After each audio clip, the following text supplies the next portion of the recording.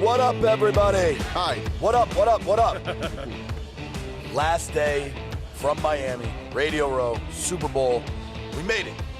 My voice, you haven't made it yet. My voice is largely intact. Mitch is alive. Our voices are here. Mitch has been practicing his Spanish every day. I want you to know that, Larry. And how's that been going? My Spanish gets better the more I practice. The more you practice. The more I practice. Have you been using it in public or just behind closed doors? Mostly in Publicly. Public places. Uber, Mostly as we've in been Ubers. driving around. We had a nice young gentleman last night who. You were good. Your Spanish. All right, let's do a quick introduction for everybody watching because we appreciate you. Mitch Tischler, the voice of the Washington Redskins. Mr. Larry Michael sitting down. My friends, how are you guys? Thank you for sitting You've down. survived. You've almost survived. You still have a couple days left. We're almost there. We're You guys almost staying to for the the game? finish line. No, I am leaving tomorrow morning. I'm going to watch the game at home. Me too. You'll I watch it want to thank the great people at Oarsman Automotive of Virginia. We ride with them. We want you to do the same thing. Larry may have to get up at any moment because he's waiting for Deontay Wilder for an interview, the champ, who's got a very big fight coming up in a couple weeks. But let's do this. Ron Rivera worked the circuit yesterday. He talked to everybody. Did he ever? Sat with us. Terry McLaurin worked the circuit yesterday. Yep. How ready are you, as somebody that's in the building every day, kind of knows the ebbs and flows of a football season, how ready are you for this fresh start? Oh, wow. It's already started, so ready or not, here I come, right? Yeah. And it's very impressive what's happened from the decision to hire the coach and the staff being put together, how quickly it all came together, and their process evaluating the players. I know he told you, he used the word his core players, Right. Yeah. which I mentioned to him. It's ironic he used that word because Joe Gibbs always used to use that word. I don't think he took it from Coach. I think he just, that's the way he's looking at things. And so he's a tireless worker. He's got great energy. You saw his energy in here. I mean, he's up there with Joe Theismann in being able to do 100 interviews in one day. So it's been very impressive, very exciting, and a lot of work to do, though. You know, you got all kinds of work, combine, you know, all this stuff, and free agency, and, you know, of course, you know, this roster does need some key positions. Sure. And he described to you as well as us, you know, what positions were his core positions. I mean, this guy is very well thought out, very well prepared, and he's done all his research. He sounds like he's excited. When he came over to talk to us after he talked to you guys, I thought you had given him a big, huge cup of coffee or something because he was so jacked up. And he had his That's stuff going. That's just the juice from talking to us, you know? You talk to Mitch Tischler for a half hour. You get jacked up, man. Real exciting, real exciting. It was, I really enjoyed sitting there and getting to speak to him. But it's also, and I say this all the time, and I feel like it's almost trite because I say it all the time. Terry McLaurin, dude. He's incredible. He's an outrageous human. He's incredible. And you know what about him? He is just a kid. He's got a long way to go, but he is already a polished, polished professional. And that is, again, very impressive. Obviously, how he was raised and how he was groomed as a football player and as a man. He's a full-grown man, but he is still a young guy, and he's going to get better. So I think you got a great player there, and if you can get a couple more like that. Coach noted that they had 3 rookie wide receivers who played a lot last year, as we know, but Terry McLaurin can be a superstar in the league. He really can. Yeah. And as far as an interview goes, there's nobody better already. Nobody better. Nobody better. 10-year vet, like you always say. Yeah. He's a coach's dream. Mitch, have you been to the beach? Yeah, I did. You on the beach? Monday, first day I was here.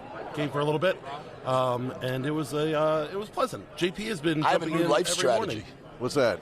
Any day you can jump in the ocean before 10 a.m. Oh, God. You'll have a great day. Well, it'll wake your ass up. It'll wake you up really in a hurry. What's funny is when JP doesn't go to bed at night, it just goes straight to the ocean before 10 a.m. Yeah. I went to bed before you. It's good. It's a good way to clear your head. We want to thank our guy Blake Anthony at the Hard Rock. Oh, yeah. We had a tremendous time. We went to the culinary kickoff last night. It's a great event. We walk in. Our guy Blake has a Redskins lapel pin. Like when you wear a suit, I've seen you wear one of those. Occasionally I have a nice little. But more outrageous, he had Skins the cufflinks. I have some of those too. That was. I have those. When I wear a tuxedo, I have gold skins cufflinks. Oh, So- yeah. Yes. Let me ask this. Logo cufflinks. So tonight at the Hard Rock, Ray Lewis is having a party. And Blake's got all of his staff wearing NFL jerseys. So he asked me, which jersey should I wear? Santana Moss, Sean Taylor, or John Riggins? All All are great. All are Miami great. ties, too. You got to go with Sean Taylor every time in my book. I mean, that's what I said too. Yeah, you got to go with the anniversary of the Riggo run, though. Yes. I mean, Riggo. Maybe that's the one you go with just because it's Super Bowl week. It's Miami. Let's ask Larry. For historical perspective, yes. I don't have a Riggo jersey. I do have a Sean Taylor jersey, and I do have a Santana Moss jersey. I have a Sean Taylor jersey, and I have a Clinton Portis jersey. Portis was my dude. CP is my dude. Saw him last night. Is he? I haven't seen him yet. Saw him last night. He's doing well.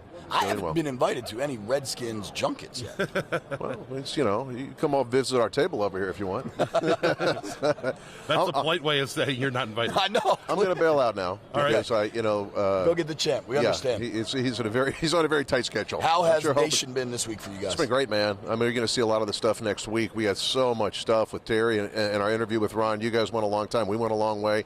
But we're going to cut it up on Redskins Nation starting on Monday. Yep. And got all of our stuff. We've been pushing that out a little bit at a time. And the top of today's show has a piece of Ron Rivera in it. Very cool. But on Monday, we'll run the whole interview. Very cool. Redskins Nation every day on NBC Sports Washington. And he appears every Friday. I do. Yeah, I'm looking forward to that. Friday. It kind of works. We can use this as your think about this. Checks in the mail. I didn't think about this. Hey, when the Redskins parties happen, you can just text me. I will. Text him and not me, evidently. I know he'll come if you're invited. He's your plus one. He's my plus one. Yeah. All right, boys. We'll spend a lot of time together. We'll see. Thank you very much. It's always a pleasure. Sorry I have to go. All good. Thank you. Oh, yeah. Sign the ball, please. Sure, man. Come on. I tell you what, we're actually going to go. Nick Sundberg sat down with us yesterday. Walter Payton Man of the Year nominee. One of our best guys. He's got some goals, too. He wants to get it all across the National Football League. He can do it. So we're going to go to that. We got his wife to sit down with us too, which was pretty cool. Yeah, she's great. Let's go to Nick right now, talking about Loads of Love, the charity campaign he runs that helps kids in really one of the most basic ways that nobody ever thinks about. Let's go to Nick. We just have really lofty goals. How many schools are you in now? At the end of the 2019-2020 Tell everybody Loads of Love real quick. Yeah, Loads of Love. If they're listening, they know it, but tell them. But if you don't know, Loads of Love is a program where we go in and install laundry centers in schools and nonprofits all over the DMV. And the goal is to curb, kids not going to school because they don't have clean clothes. So if they don't have access to a washer and dryer at home, and there are a plethora of reasons why this may be, in and out of unstable living conditions, we provide them with a washer and dryer at school. We give them a bag. They drop off a bag of dirty clothes. Most schools don't have any restrictions on what they can bring, so if mom or dad needs something washed, little brother or sister who's not in school yet has something they need washed, if they have sheets, whatever, bring it in and it'll get washed. They pick it up at the end of the day, and there's no limit to how many times a week or whatever they can bring stuff in. How many schools you in? So by the end of the 2019-20 school year, sorry. Is that your program? Yeah, we'll be in 88. So let's talk about these lofty goals. DC area? 88 exclusively? DC, Maryland, Virginia. Lofty goals are, there are 1,000 eligible Title I schools in the DMV. I'd like to be in all 1,000. There are 31 other NFL cities. I'd like a branch in every city. But that's what we're working towards. Ron and Scott Turner have commended Dwayne Haskins on what they think he can be. They've also challenged him to be a leader, and both head coach and offensive coordinator have said the phrase more than once, first in, last out. Is Dwayne ready to be that guy? Floor. Yes. Okay, Nick. Yeah. You want me to elaborate? I would like that. With Dwayne, he's had kind of Alex in his corner this entire time. I don't know how much he utilized him in the very beginning. I think it clicked very early once he started having more conversations with Alex about what a positive impact Alex can have on his career, and I think he's started to learn how much more he needs to take advantage of that. I think just watching Alex in his recovery process from this whole thing, I think it's easy to see Alex's work ethic and what made him such a good quarterback for such a long time. And I think if Dwayne can kind of pull some of those attributes out of him, just showing up early is easy. Staying late, okay, but what are you doing while you're there is what matters. Are you breaking down film the right way, the way you need to learn it? Are you watching the things to make sure you see what you need to see? Because for every quarterback, it's different, right? You can't just sit down and watch tape with Alex and go, okay, now I get it. How does he learn? How does he process? How is he able to repeat it? Those are all very different things, player to player. So, is he ready to take that step forward? Yes, I think he is.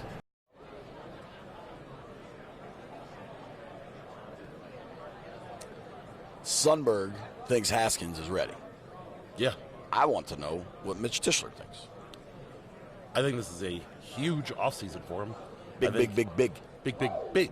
I think he gets kind of a hard reset. I think he has this entire time where the coach is bought in, the offensive coordinator is bought in, the entire organization is bought in on Dwayne being the starting quarterback week 1. He's got to show that he wants it, and I think we're going to see much of what we saw the last couple games of the season to start next year. I think he wants it, and I think he's going to go take it. That is how success works, right? Like, you put the time in, you put the effort in, you bust your butt. And I think Sundberg talked about it. We have an interview with Danny Cannell, who I'm a huge fan of all his content and platforms. I just love people that speak their truth, and Danny always does. But both of those guys talked about it takes a while to figure out life in the NFL. Right. And to figure out that being on time is late, and especially at the quarterback spot. And let's be clear about this, too. I know that Scott Turner plans to make this offense player-friendly and to accentuate the strengths they have, all of that stuff. He still has to learn a whole new system. Like, that's still going to happen. That takes time and effort, and it's not just about hard. Yeah, it's not just about the time in the system or in the building. It's about how are you spending that time. Are you watching film the right way? Are you picking up what you need to pick up, the little intricacies of the offense and everything that they're looking for? And I think that's going to be one of those things that's going to be big for Dwayne. I think we saw it in that Giants game early in the season. He was a little overwhelmed and he was awful. Right. Well, don't sugarcoat that. No, he was awful. But he was overwhelmed. You could see that he didn't know where to go. Sure. You can look at a defense and kind of figure out what your options are going to be. And he didn't have that then. Right. And I think we saw that start to progress as the season went on. Sure. And I think as we look at this offseason, as he's watching back the games that he played in and the offense that they're trying to run, it's going to be important that he picks up those things. Of course. We should also tell you, we have an interview with Joe Theismann coming up. He was just casually wearing Super Bowl rings. Nobody does Radio Row like Joe T. He just he works the room, man. Yeah. He really does. And then the one and only. We're going to end Miami week with PFTCommenter. And I had to put my foot down a little bit. A little bit. We're running the entire interview. Yeah. And it's something. So trust me, stay tuned. There's Derrick Henry. He is a very, very large man. Wow. Well, I've never seen him in person. Holy moly. Derrick Henry right there and Deontay Wilder. Right. I know. Right there. I mean, when you're a heavyweight champ, I know that you're a large man. Yeah. Derrick Henry looks like he could be a heavyweight champ. Yeah. I don't get that hairdo, though. Like the ponytail dreadlock look. You don't like it? I don't know. I need time to evaluate. You know what I like about it? It's unique. Please don't. Hey, guy. Oh, my gosh. Hey, guy. Just we're on TV. Appreciate it. Thanks. Radio Row, man. Mitch is losing his cool. I'm starting to lose my patience. We've tried to be friendly. Chairs and we have. No, the problem is there's a hole here now. Oh, it's terrible. Yeah, we're dead in the water. We're losing it here. Let's go to Danny. Let's go to Danny. It's going to be all right, man. It's going to be all right. Mitch is about to lose it. Trust me. I kind of want to keep you going because I think this could be epic if it goes the way I think you want it to go. I am quite frustrated right now. Let's go to Danny Cannell, lest Mitch starts screaming and cursing on the My Teams app. Danny Cannell right now, and then we'll come back, and then we'll go to Joe T. Haskins. Yeah. I'd like to start by rewinding a year. And what did you think of him as a prospect coming out in 2019?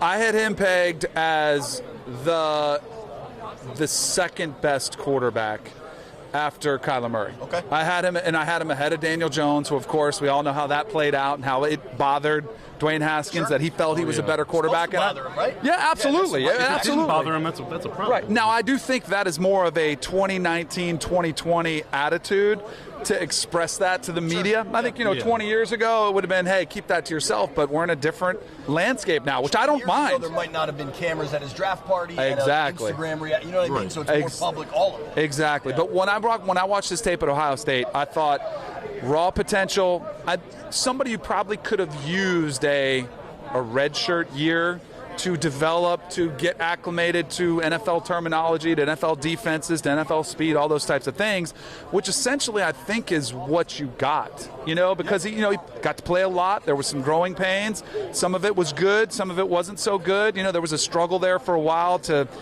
get the playing time because the coaches didn't trust that he was ready, which was a smart thing. But from a just sheer talent perspective, he's got all the tools that you would want in a quarterback. So I like that. And then, like, the chip on the shoulder thing is something that if you have that can be a really powerful tool that can motivate and drive young players who sometimes, like, I didn't understand this until later. I wish I would have had a chip on my shoulder. I was just happy to be there. I was like, hey, I'm happy I'm getting paid to do something. I had fun. I like to have a good time. And I didn't learn until later, like, oh, this is a lot of work. It's a job. Right.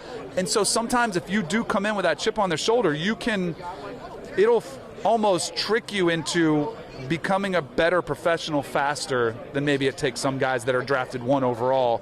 And maybe Baker Mayfield's a good example of that. Like somebody who's spent his entire offseason filming commercials when maybe he should have been spending a little bit more time honing in his craft and a little bit more, where I bet Dwayne Haskins this offseason is doing a lot of work trying to say, hey, I want to get to that next level. Well, did you see that progression, through the year early on, especially when he had to come in the second half of games and whatnot? He definitely looked overwhelmed and struggled, but as we got later in the season, he seemed to kind of improve. I know you said you kind of think you're still on board with him, but does that progression give you a little more yes, absolutely. And encouragement? It's one of those things, too, where there used to be, like I mentioned, I wish he had a redshirt year in the NFL. Aaron Rodgers sat out. Patrick Mahomes got to sit out 1 year. Guys don't get that luxury anymore, and I've almost changed my mindset because I used to worry about kids getting, or young quarterbacks getting warped in their development or losing confidence. But you know what? The more I've thought about it, is like the best teacher is experience. You can be in a classroom, you can be at the board, you can be in the film room, all you want. It is not the same as being on the field in games. And sometimes the best way to learn is to go out there, to have some of those performances where you throw 3 picks in the second half and they ask you to come back and you're like, oh, this sucks. But those are the best teaching environments because you made them on the field and you're like, all right, I can't do this again. And so I think you saw better improvement slowly every single week. And then there's a setback here or there, but those reps that he was able to get, those will be valuable for this next season because now he's starting to realize, all right, these are the defensive schemes I'm going to face. These are the throws I can get away with. These are the ones I'm going to get burned on. And it's a process. It really is. It's a long process. Okay. I love Danny Cannell. I love how he always goes at the SEC for the college football stuff. I legitimately want to play golf with him. I think that would be a lot of fun. I get the vibe that Danny might drink a few Bud Lights. I think he's a fun guy. Yeah, I do too. I did not like him remembering that he threw 5 touchdowns against Maryland and pointing it out to the two of us as we told him that we were Terps. I didn't care. Here's where I'm at with Maryland football. I love you, but I don't care. I'm an alum. When you're an alum, you're allowed to be a complete bandwagon fan. So when they're good, I pay attention. When they're not, say la vie. So you top 25 after 3 weeks this year, you were all in on them. I was in. I was asking for tickets. All right. Here we are. By week 8, I was chilling. I'm not driving to College Park. I do need to get to a Terps basketball game. I haven't been yet this year. Have you? Yeah. I went against Purdue. Indiana. They had a good win last night. Yeah. Iowa. The thing with Cannell that sticks out to me is talking about Haskins with a chip on his shoulder. And I don't know that Dwayne had that previously, but I firmly believe he has it now. I mean, Danny talked about how Haskins was his number 2 quarterback coming out. And I think the biggest thing that I took away from that interview was he still feels that that's the case. He's still in Haskins' corners. He thinks that Haskins is that guy, is that dude. And you know what? I think quarterbacks recognize that in each other. Yeah. Guys who play that position, they know it. Yeah. You talked about the big men. The big men wave. The big men wave. He's got the quarterback wave. Mitch has big men all over the world waving to him. I can tell you that much. You called it the Jeep wave? People in Jeeps wave to each other in other Jeeps. You get that with big men. Right. And is that what you've always wanted? Yes, that's what I've always wanted. It's been my dream. You know what? If it stopped people from walking in front of our camera, then I'd be all for it. We're going to post Mitch almost losing it to our Instagram, the Redskins Talk Pod Instagram. But real quick, speaking of social media, my guy Dan Tart, which is a hell of a name. Dan Tart is at RockmanDan800. Sent in a picture of him watching the stream, which we greatly appreciate. There are a lot of good pictures coming. Pictures are encouraged. We appreciate all of the pictures. We appreciate everybody watching. But I'm pretty sure my guy's in the shower. I am quite sure that he's in the shower. And we've made a rule, no shower pictures. We shouldn't even have to say it. Like, yeah. That should be a given. Like, thank you for watching. Don't send us pictures in the shower. It's okay. Thank you. Thank you for watching. But don't send us pictures in the shower. I'm a little uncomfortable. The big man is uncomfortable. That before Mitch loses it, let's take a little break. Cool your jets. My jets are fired up and raring to go. Like raring. Usually I'm the temperamental one. Yeah. I'll say. Big man's ready. 4 days in Miami, or 5 days. The amount of people that have walked through this live shot is just unbelievable. And what's terrible is that the camera has been up back to Bethesda like the entire time. So they're seeing it, right? There must be a compilation of 100 times of me like screaming, "Hey, guy!"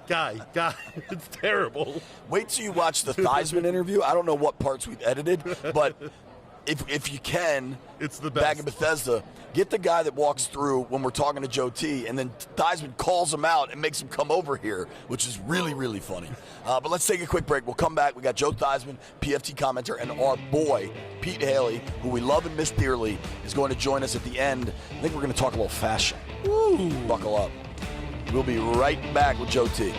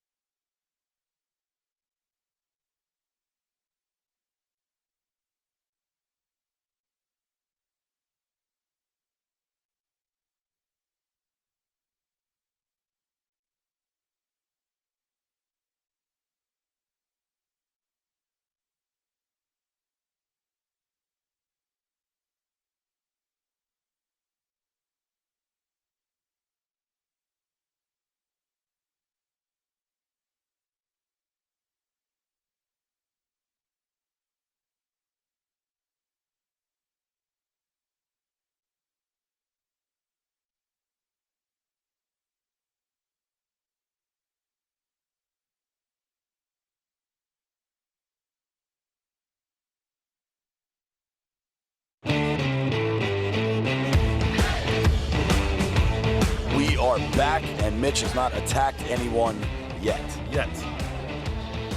Right? Yet. You're still running hot? It's only a matter of time, yes. Where are you at on the RPMs? We're redlining. Yeah. we're TV redlining is what I would say. If we were not on right now, there would be some very choice words coming out of my mouth. I am aware, dude. Let's stop teasing people with Joe Theismann. Let's go to let's Joe. Give them Joe Theismann. Always great to sit down with Joe T. Very good interview. He has some really good stuff. Let's hear it. I think it's a great opportunity to continue to grow and learn. It's a process playing this position. And each year, each week, you get better. I mean, I've been around Tom Brady for 19 years. I've seen the growth. And every year we talk, it's always something else that he's working on, always growing more and more and more. So Dwayne has the physical talent. He's going to be in his third new system. So it's going to be a question of processing. It's a lot, but then on the other side, it exposes him to a lot as well. Sure. He understands foundationally what he needs to do. Now it's going to be a chance to be able to go out and just build on it. And I don't think it's an accident that Ron and Scott Turner have said repeatedly, we want to see leadership at the position, first in, last out. I think they're setting the bar high. And do you think Dwayne's ready to respond? I think so. Yeah. I really do. I think once he got the starting job, he understood that you can't show up at meetings 5 minutes before they start. You can't show up before the team meetings start. I believe that Dwayne figured it out. He knows what the work he has to do. He's a very confident young man. He's smart, too. But he's smart, he's confident, but there also is that work ethic that you need to put in. There's a perception that goes along with reality. You know, you show up early. Maybe you have breakfast for an hour. Right. But you're showing up early enough to be able to let the guys know you care. That's how you show people you care. Yep. You show up early, you stay late. That's what the position's all about. But that also benefits you in your growth. All right. Boy. Dude, it's happening. Boy. It's happening. Mitch's going to lose it. It's so great. We're good. Joe's great, man. Joe's great. He's so insightful, and he knows so much about the quarterback position, what it takes to be an NFL quarterback, and to hear him talk about Dwayne and understand, helping him understand what it takes and what it's going to mean. It's great hearing. Well, and I think there's a misperception a little bit. I remember when Joe worked Sunday night games, the old Sunday night games 100 years ago now, when Sunday night wasn't a big night, right. Monday night, whatever, right? And he had the reputation of always being positive and never calling people out. I think with the Skins, especially with Dwayne, honestly, he'll call them out. And we talked to him about Trent Williams, and the full interview will run in the podcast, so make sure you listen to that. If you're watching this, you listen to the podcast, but tell your friends or tell your aunt or something. Definitely tell your aunt or your cousins. Well, you have to go get ice cream, right? I am. I'm going to be Uncle Mitch today. I'm going to meet my cousins and my cousin and her husband and a couple of kids. You going to calm down before you go meet these children? Well, we're going to get ice cream, so that'll be all part of the cooling process. Mitch getting ice cream today is the highlight of my day. Is it? I don't know that I'm going to go with you on that trip, bud. Think about it. It's a hard pass, yeah. But have fun. All right. Tomorrow I'll go home. I'll be a dad to my girls again. I'll be a real human. But, we'll stop logging these 20-hour work days. Right. We'll eat meals. We'll eat a real meal. Right. You know what I would love? Like a salad. Yes. You know what would be great? Anything that's not an hors d'oeuvre. Right. Because that's pretty much all we've eaten. I want food eaten. that's not served with a toothpick. Right. Right. Back to Theismann. Right. He calls out Haskins. He certainly calls out Trent Williams. You'll hear that on the podcast. I think in his mind he wants to be motivating to Dwayne. I think that he has seen some of the tomfoolery that's been around this organization. Sure. And I think we've seen it. I think everyone's seen it. It's been. You shot a video of a wide receiver giving a purple nurple to the head coach. Yep. I'm glad you said purple nurple. I am too. I'll tell you what. I think you could use tomfoolery. You could use chicanery. Ballyhoo. There's a lot of them. But I think that you get to a point where you got to start calling people out, right? That's the definition of insanity, doing the same thing over and over again. I think Ron is doing that too. Yeah. And it's a breath of fresh air, and I think it's needed. What was the word you used with Ron? It was systemic failure. Went a little hard there. A little hard, but you know what? It's not wrong. In all my reporting, especially as the Bruce era unfolded, what I always said is I never made anything personal. Right. And others do, and I just don't think that's the right way to approach this. The numbers speak for themselves. Like, you know why we get to come to Miami? Because our numbers speak for themselves. Right. The Redskins don't win games. I'm not going to start screaming about a decade like I know some might want me to. They haven't won a playoff game in over a decade. Well, think about it this way. It's almost 15 years since they've won I'm not talking about a Super Bowl. I'm not talking about NFC Championship game. I'm talking about winning one game in the postseason. One of them. How many? One. A decade. So you're ready to go on your decade rant. You can't possibly tell me that criticism isn't warranted. I don't think. I believe that this fresh start could actually work. I legitimately believe it. I'm telling you sincerely that I think this could work. But until you see it, you got to see it. Ron is a breath of fresh air. We keep saying that over and over again, and it's different. You talk about some of the differences in the building and the feel around the team and the players and the front office and Larry Michael when he sits here, yourself when you go over and you're on Nation. It's just things were never this. This is the fifth head coach that for the Redskins I've covered, and it's never felt this different when a new head coach came in. And I think that's something. I agree. So this is my third head coach. I agree. And I think for a long time there was Vinny. Yeah. Then there was Bruce. There's not that guy now. There's no, buffer between coach, boss. I mean, because Ron is the coach, but he's the boss. There's no buffer between him and Dan. Right. And the way Ron talks about Dan, I said this on the radio, I think, the other day, that I think the way Ron talks about Dan is actually appropriate. I think for so long people have been so concerned about Dan getting too involved. I think Ron is now in charge and will make the decisions. And in these rare circumstances where owners get involved around the league, that's where Dan will get involved. Yeah. And I think that's what the good teams do. People think owners aren't involved. You're nuts. They're involved all over. I think it can work. We won't know, one, until they start playing football, but to me, really, until adversity hits. And adversity always hits. And you got to be able to weather and get through storms. It'll be that first 3-game losing streak. It'll be Dwayne throws 3 picks. Yeah, a bad game, something off the field, something bad with the stadium, whatever it may be. There may be something's going to happen, and you won't know how involved, uninvolved, or how well it's going to work until you are faced head-to-head with that problem. All right, let's take one more quick break. When we come back, Pete Hailey's going to join us, and then this PFT commenter interview is going to blow your mind. It's the best. He's hysterical. The best. We will be right back. Stay tuned. We're in Miami.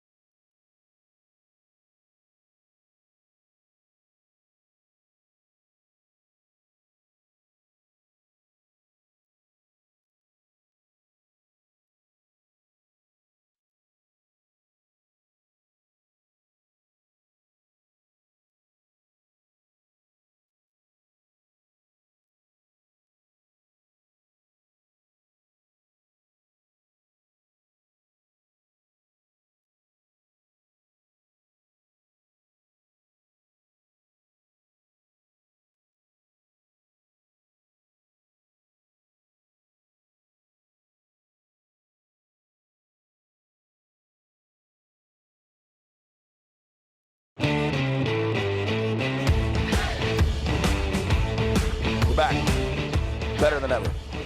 What up, everybody? How have my what up everybody's been this week? You've been getting, your jets were getting fired up when I started critiquing your what up everybody. So I know. I've tried to back off. Well, how do you think I did this week? I don't think you want to hear. You're such a pain. Oh, the words I want to say. Our boy Pete, how are you, buddy? You here? We miss you. I'm here. I miss you guys too. I'm going to welcome you back at the airport tomorrow when you land with cookies and flowers and balloons. I can't wait to reunite. All right. If you come through with some Deb Haley cookies, Deb Haley cookies are. I'd be on board. They're strong. They're real strong. We had a good FaceTime last night. Yeah, it was a lot of screaming. So I got a call from JP and Mitch last night as I'm watching the Wizards Hornets game on NBC Sports Washington, by the way. And I picked it up, and it was just so much yelling and screaming and about how much you missed me. It was heartwarming. It was sweet. And we talked about how we're going to do this in Tampa next year, and I will be with you guys for the Super Bowl streams. Speak it into existence, Peter. I'm trying. That was while Mitch was on a heater at the blackjack table, I believe. Yes, it was. Are we disclosing your heater? Sure. Oh, Mitch won let's $2 do it. grand last night. Let's do it. Oh my dude, that's 2 months rent for I'm ready me. to blow some cash. We got. Mitch just said, "I'm ready to blow some cash," and you're the same guy that has to go have ice cream with your cousins. Yeah. Mitch has a date after the show. I'm telling you, the big man is. On a scale of 1 to 10, the big man's running at a 70. Things are firing left and right. I tell you what, Pete, have you seen the video of this dude walking through the Joe Theismann interview yet? I have, and please, JP, your reaction is the best thing ever. This is the funniest video. I just want to run it on a loop for 10 more minutes on the show. All right, let's run it. Let's run it. Hopefully they're running it. We don't have return video. And you just can't keep doing that. You got to be kidding me. Hold it. Why don't you just come and stand right in front of me? Just go. That's okay. I didn't realize there was a camera. Oh, no, there's no camera. There's no lights either. No, get over here. It's a freaking sophomore-ish move. It's all good. This guy's never been on television before. He has no idea. Never once. No, never once. Now you're on television for the first time. Anyway, it's okay. All good, man. No problem. Don't you love it? Don't you? Live Radio Row. Radio Row. Nothing You never know who's going to show up on the show. That is so great. Who was that then? I have no idea. All right. Vindication. That Joe T went in on the guy is the best part. Well, the best part to me is that Joe T was like kind of being friendly, and the whole time JP's like, I want to kill this dude, but Joe T's being kind of nice, so I'll just chill here and like kind of watch. But at the end, JP's like fake smiling while Joe T's being genuine and actually nice. Great clip all around. So Joe T sold that so well that when we got done, I asked him if he knew that guy. Yeah. I was like, "Do you know that guy? You were so nice to him." He's like, No. "Never seen him in my life." And the dude is standing like right here, like 8 inches away from us. And the guy was mortified. Yeah. Once he realized it, he apologized like 100 times. But whatever, you're still an idiot, dude. Yep. Like there's a big giant. Can you show the POV? So this is, if they can pull it up. This is like for this is people our to setup. walk through here, it's just unbelievable. Like you're in bars. Oh, well, it says that we're rolling. Anyway, Well, there's a lot of stuff happening that around didn't here. work. We got chairs and stanchions and everything else up and around us, and somehow We've tried to create like barriers. the giant TV light is not enough to Post a picture on Twitter after the show so we can see it. Okay. There you go. Yeah, We'll do that. You can Good tweet one idea, out. Pete. Before we get to this PFT commenter interview, because it's its own entity, it's its own universe in a lot of ways. Yeah. What has been your favorite moment from down here this week, Pete? Like, I could go with kind of a funny, jokey thing, which I tend to do, but just the McLaurin Rivera stuff from yesterday, especially when they sat down at the table together and Ron kind of went on his rant about how he's going to build the Redskins, and afterward, Terry was just kind of smiling and nodding, and he said, you hear the passion in this guy's voice, the way they connected, I think that's going to be kind of a relationship for years to come and a really key one for the Redskins. So that was just phenomenal television, great interviewing, and really a symbol of what the Redskins Talk pod is about, just excellent content. I agree with you. I said this to Mitch when we were leaving yesterday. The Joe Gibbs interview last year in Atlanta at the Super Bowl will always be, I guess you don't want to say always, you don't want to put absolutes on things, but to me, that is the high watermark of my career, right? It's hard to what Joe Gibbs means to me as a human, what Joe Gibbs is as a person, as a leader, as a man, as a father, all these things. Knowing that came off Gibbs' loss of his son about 2 weeks prior, having Joe, having B, Brian Mitchell, and then Mark Schlereth sits down. There are 7 Super Bowl rings between the 3 dudes. That, to me, will always be the high water mark, right? Ron and Terry yesterday was damn close, dude. It was, if you're a Skins fan and you consumed that content in whatever manner you did, whether you watched the videos on our website, on the My Teams app, if you're watching the show, I think people still watch television. I think so. Don't cut the cord. Yeah, keep the cord. We like the cord. The podcast, I don't even know if we posted those podcasts yet. However you consume that information, if you are a Redskins fan, you're going to want to run through a wall. Especially the Joe Gibbs last year is, as a franchise, there's almost nobody that can represent them better. Right now, nobody represents them better than Ron and Terry. He's the best player by a pretty wide margin, I think. Certainly offensively. Yeah, certainly offensively. And he's an exceptional young man. Yesterday was very cool. It really, really was. For me, though, I really enjoyed talking to Mike Rizzo, too. That was cool to me. I just opened it by thanking him, which is the only fanboy moment I've had this week was Rizzo and then Barry Sanders last night. Barry's my dude. You were really excited for Barry Sanders. I was giddy. I could generally play it cool. I didn't with Barry. Real quick, to me, the coolest thing is we've been asking people to sign this football that's on the table in front of us all week. After our interview with Nick, I think we're going to donate it to Nick, and he's going to auction it off for his Loads of Love program, which is incredible. We've had every guest that's come through sign the football. It's a great There's some thing. serious names on this thing. I know that rich people watch this thing. I want $1,000 to Loads of Love for the football. Throwing the gauntlet down. Speaking of the gauntlet, let's go to PFTCommenter. He is hysterical, and you guys might start crying. You're going to laugh so much in this interview. The one and only PFT commenter in beautiful South Beach, Miami. PFT, how you doing, dude? I'm feeling great. Bienvenido a Miami. I'm living the Dale life down here. Have you seen Pitbull yet? I have not. I assume every person I see on the street that has a shaved head is Pitbull, though. So I'm just yelling Dale a lot, and people just look at me and they yell Dale back. Dale. Yeah, it's like a Jeep wave for having a good time. I'm going to start doing that. I'm just going to yell Dale at everybody and see how it goes. Yeah, no one's going to be mad at you down here. It's great. Weather's perfect. I don't know why I live in New York City. Dude, being here as a DC guy, I'm like, man, this is really, really nice. Super Bowl this week. You guys have live shows all over the place. Pardon my take. Biggest sports podcast in the country. I am an AWL, as many, many others are. But you're a Skins fan, and that's what we got to talk about is what do you think of all the moves made the last month or so? It's more about the move they didn't make. There's a free agent kicker out there, a real impact player, an offensive weapon, athlete first, and they didn't pick him up, and the DC Defenders might be picking him up instead. I think that's going to be one of those moves that you look at 4 years from now. I don't need to say the name of the guy, it's me, but I didn't need to say that. Where you look at, what could have been with this guy. Now on the coaching side, I love Ron Rivera. They're assembling a staff of Rivers. It's like the Rivers are all colliding. You've got Del Rio, Ron Rivera. They should get Phillip Rivers, too, just to have on the bench with his kids and stuff. I think that I like what they're doing in terms of putting together that staff. I actually believe in Ron Rivera.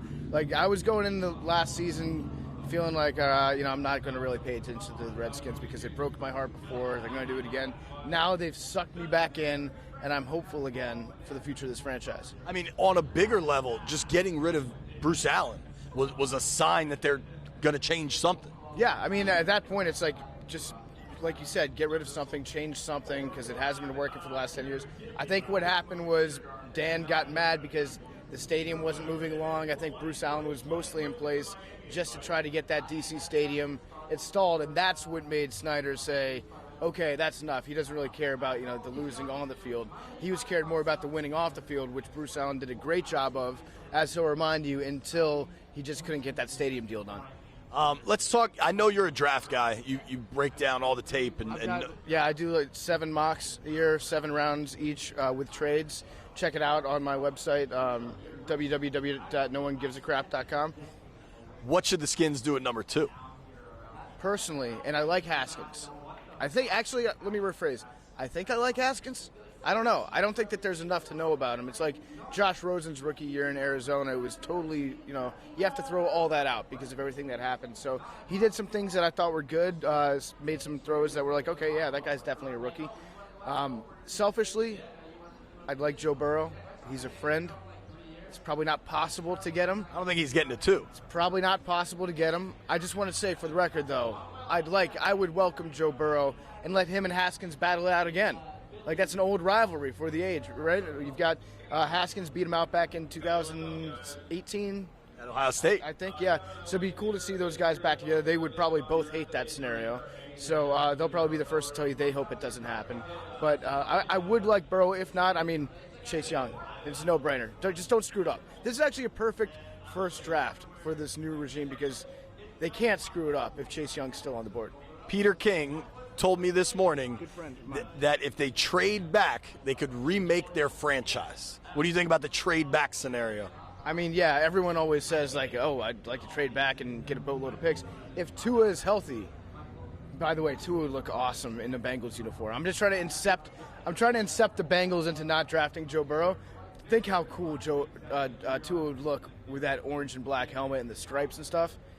You got to do it. Come on, Bengals. You got to do it. But if Tua is still on the board and he's healthy, that's a perfect opportunity where you could trade back to a team that needs a quarterback. Like I could see, I don't know, maybe Tampa. They're not sure what they're doing with Winston. The Bears can't let another quarterback slide past them in the draft. I think there's an opportunity to remake the franchise, and why the hell not? Let's just keep Kerrigan, keep Scherf, and just remake everything else, basically. But you still want Chase Young, or you want to trade and try to keep and still get Chase Young?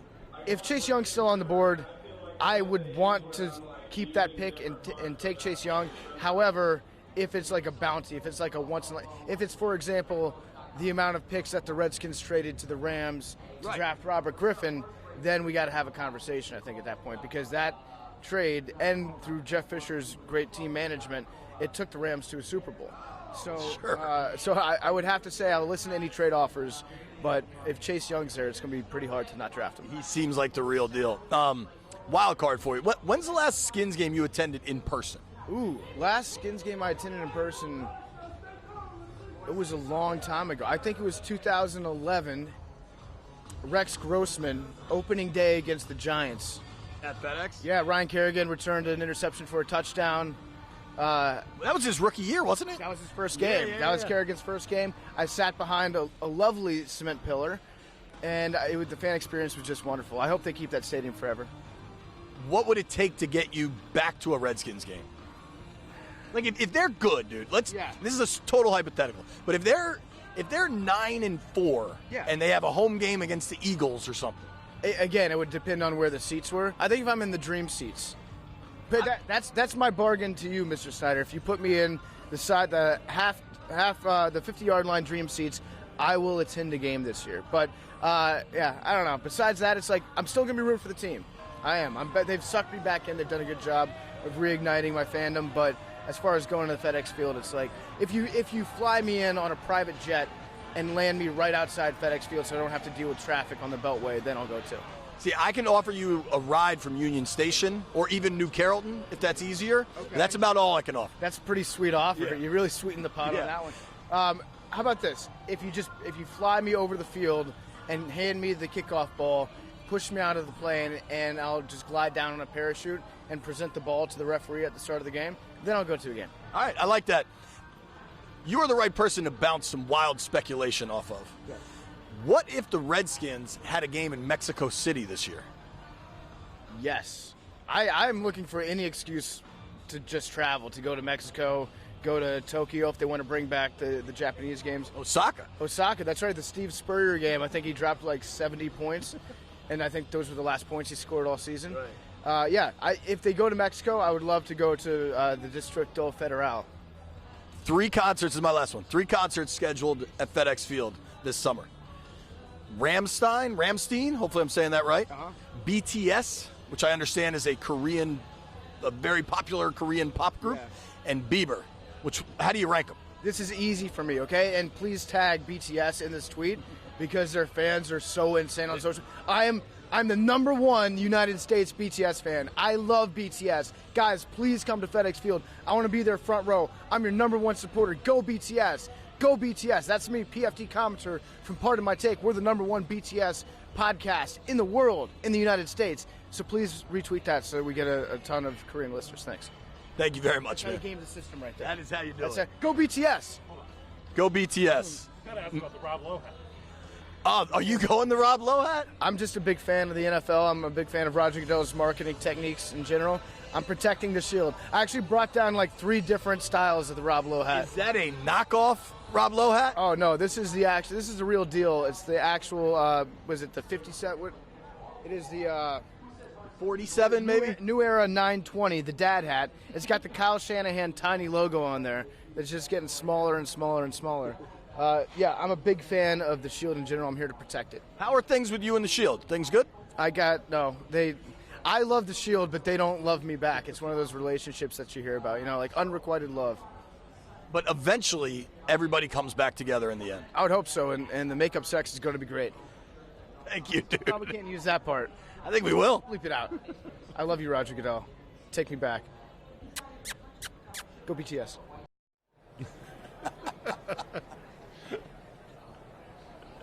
I don't know what to say to that interview. He's a legend, right? He's broader point, however. He's back as a Skins fan. I think so many Skins fans feel this way. I think we've felt it in our social media and everything else. The reinvigorated fan base. It's a sleeping giant. I ran into I'm not gonna say who, but a ESPN host personality, whatever you want to say, that is a Skins fan. And I ran into him in the lobby, and he's like, dude, I love it. I was like, yeah? He's like, I'm all the way in. And for him, what the most important thing is Bruce being gone. Right. And I think so many people feel that way. That was the giant that you had to cut the head off sure. to go. He tried like a bunch of analogies. That's there. a violent really image, Mitch. But, Good Lord. You know you like me and my analogies. Pete, what'd you think of the PFTCommenter interview? I was all in, and then he did the weird kissy thing at the end, and it kind of creeped me out. But the BTS stuff was funny. I would go to the BTS show as well, but I am also a Bieber fan. Are you familiar with BTS's work? Yeah, I watched them on New Year's Eve. They had a song with Halsey. They're 7 dudes who just get on stage and dance and sing, and they're really synced up. It's actually quite impressive. 7 dudes singing and dancing kind of sounds like Pete's. Like, that's wheelhouse. Yeah, you love. Because it's pop EDM-y type stuff. Yeah. So we have some dear friends down here. Danny Frank's down here. Jed Seifert's down here. And I was telling them that my life with Pete is making me a little bit of a better human. Yeah. Because you know how I am with music. I only like indie. Like I hate mainstream. Like I'm annoying, right? Like very. Yeah. But Pete always listens to terrible pop music. It's kind of growing on me. It also helps that my daughter's. Pete has the same musical taste as my 4-year-old daughter. Pete, it's also widening your catalog because your catalog started in about 1990 and ends in about 2010. I have a 20-year run of stuff I'll listen to. So there's not a whole lot of new stuff in there. It's accurate. All right, it's accurate. Can we grade your guys' fashion now? I've been waiting to do this all week. Sure. Go for it, Let's Pete. do it. All right, so this is a big debate. I built slowly to the past stuff. So whereas Mitch just went all in day one. We're showing each day on screen. I'm going to break them down. So the first day was Tuesday. I think this was a draw. To me, this felt like 2 heavyweight champions feeling each other out. Mitch with the purple shirt, JP with the cool pattern shirt, Mitch with his plaid jacket, JP with the pocket square. You guys are kind of staring each other in the eyes, letting each other know what this week's going to be about. Solid looks for both. It's a draw. Day 2, this was no contest. JP, this was probably the coolest outfit I've ever seen you wear. We're going to show it soon. It was the purple shirt and blazer. Oh, we're skipping ahead to.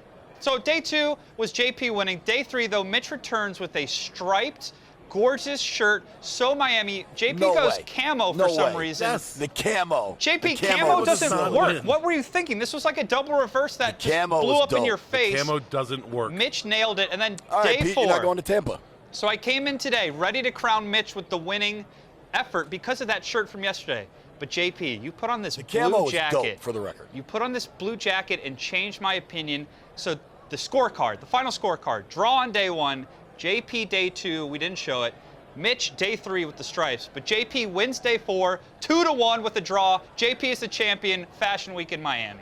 Day 1 is not a draw. Day 1 was not a draw. Yes, that it was was a clear victory. You put on a pink shirt. That doesn't count. I won the camo. You day. didn't win the camo. The camo look was terrible.